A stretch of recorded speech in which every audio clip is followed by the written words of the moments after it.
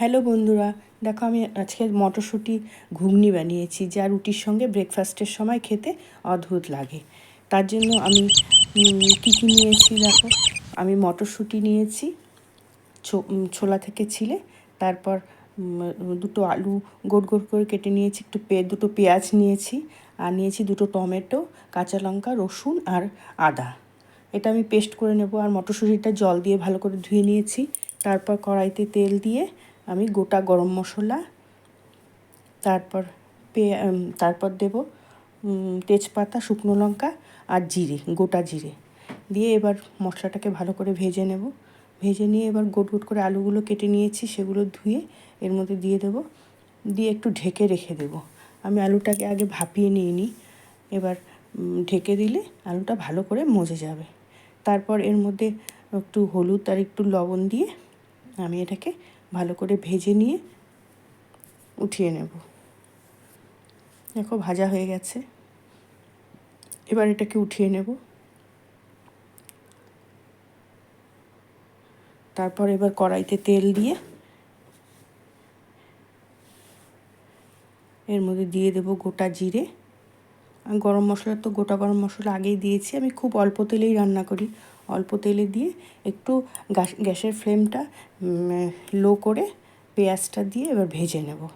পেঁয়াজটা একটু লাল লাল হয়ে যাবে, তারপর দিয়ে দেবো ওই যে মশলাটা করে রেখেছিলাম মিক্সারে, সেই মশলাটাকে দিয়ে দেবো, একটু জল দিয়ে দেবো। তারপর আমি দিয়ে দেবো একটু কাসুরি মেথি। এবার মশলাটাকে ভালো করে ভেজে নেব।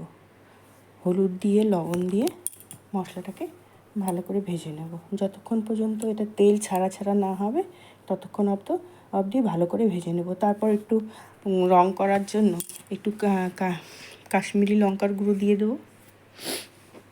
এবার মশলাটা ভাজা হয়ে গেছে এবং একটু কষানোর জন্য একটুখানি জল দিয়ে পরে কষিয়ে নিয়ে এবার ভাজা আলুগুলো এর মধ্যে দিয়ে দেবো।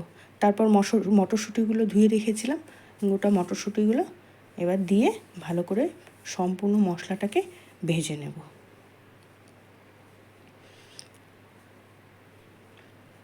তারপর একটু ঢাকা দিয়ে দেবো, তাহলে মটরশুঁটি যদি একটু শক্ত থাকে তাহলে সেদ্ধ হয়ে যাবে।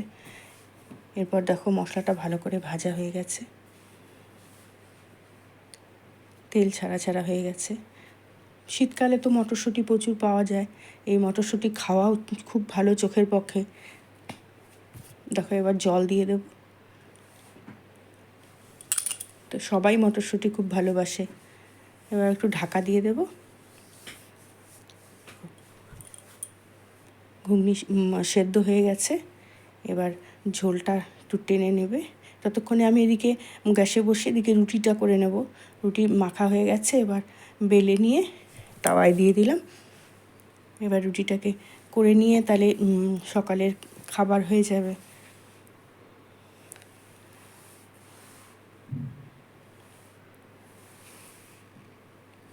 রুটিটা আমি সকালেই মেখে নিয়েই একটু 5 মিনিটের মতো ঢেকে রেখে তারপর রুটিটা করলে রুটিটা ভালো ফোলে।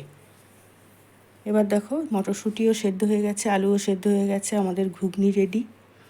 তোমরা এইভাবে করবে, আর ভালো লাগলে একটা সাবস্ক্রাইব করে দিবে, লাইক করে দিবে, তাহলে পরের নোটিফিকেশনগুলো পেয়ে যাবে। এইভাবে আমি সব রুটিগুলো করে নিলাম। গরম গরম রুটি আর এই মটরশুঁটির ঘুগনি হলে তার তো বলাই যায় না, এত স্বাদ। এবার দেখো জল টেনে নিয়েছে। এবার একটু চিনি, তোমরা যদি চাও একটু চিনি দিতে পারো। চিনি দিলে একটু টেস্টটা আর একটু ভালো হবে।